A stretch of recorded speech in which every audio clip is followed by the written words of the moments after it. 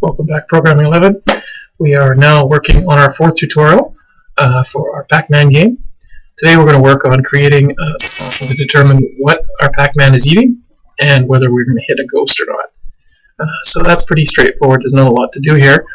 For the eats function, obviously it's a private function, called it eats, and we called it up top. And we need to figure out where our current Pacman is. That's what we're going to store here in Pacman. And then it's really easy to do. All we do is use our picture box collision routine on my other video to determine which picture box he's colliding with, and then update it accordingly. So eats requires the location of our current Pacman. Every time this function gets called, we loop through all 25 edible items to see if Pacman's touching them. So we hop into here. This goes from 0 to 24. If maze completion is equal to 25, that's a variable that we count up every time we eat something, and when it hits 25, it means he's eaten everything on the screen. Now for your game, these numbers are going to change. Your game board should be significantly bigger than 25. Yours should probably be in the 40 to 60 range. Nonetheless, so in order to create yours properly, this number here, this 24, should be larger. It should indicate the number of boxes you have minus 1, and then this will be number of boxes you have total, and this function will return complete once he's eaten all 25 of them.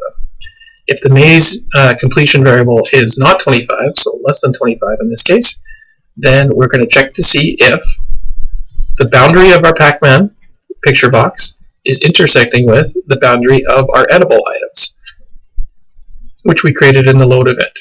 So our maze completion is, if that happens, that means the outside wall around the picture frame for our Pacman is touching the outside wall of any one of our edibles. We add one to maze completion. We're going to move the edible item off the screen, so move that way over to the left. And then we're going to return what type of edible he ate. Now, if you remember correctly, way up here at the top on the load event, right, where are we here? Right here.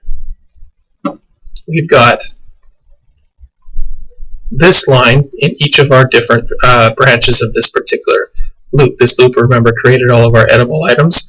When index was 12, the name of that item was set to fruit. When index was 24, it was set to power pellet. When index was anything else, it was set to dot. So what happens is, we go down in here, where are we here?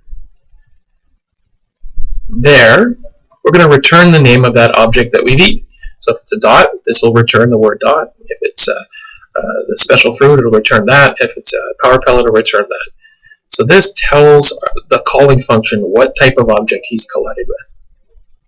And that's pretty much it for our eat routine.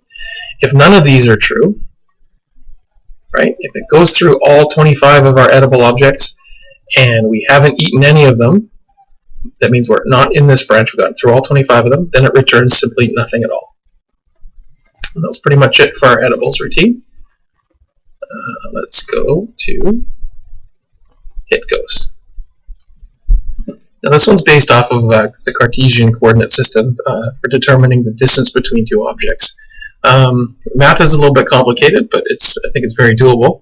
What we do here is we've got this hit ghost routine, and in order to figure out whether our ghost and our Pacman are touching each other, we need to know the location of our current Pacman, and we need to know the location of our current ghost. And all we do is create this variable called distance apart. And every time this routine gets run, it's going to go and calculate the distance between our Pacman and our ghost. Let me see if I can fit it on the screen here. I'll have to make it smaller. Every time it gets run, it uses the the distance formula to determine if we've collided. Let's move this over to there and make it a little bit bigger, right? So the equation is the difference in the left values of our two objects squared plus the difference between the y values of our two objects squared. You find the square root of that, it will give you the distance between the two objects. So again, subtract the left value of our Pacman, or left value of our ghost from the left value of our Pacman, square it. Add to that the difference of the two y values, so our Pacman minus our ghost y values, again squared. and then we find the square root of that whole thing, and it'll give us the relative distance apart. And what we're doing with this is, once we calculate the distance apart, if the distance apart is ever less than 45, that means our Pacman and our ghost have basically touched each other, they banged into each other. And our power pellet clock is enabled to, or set to false. That means we're not powered up. We have to return the value of dead. That means, you know, Pacman's touched the ghost and he's not powered up. Pacman's going to die. The other option is, if the distance is less than 45 and our power pellet clock is enabled, then we're going to return ghost score, which means he's eaten the ghost. And then the last option is, if he's basically not less than 45 pixels, we're going to return absolutely nothing. This is a null value. Notice there's no space in between. And that's pretty much it. When we hit the play button here, again, yours is going to look a little bit different because your ghost isn't going to be moving yet. But currently we're greater than 45 pixels apart.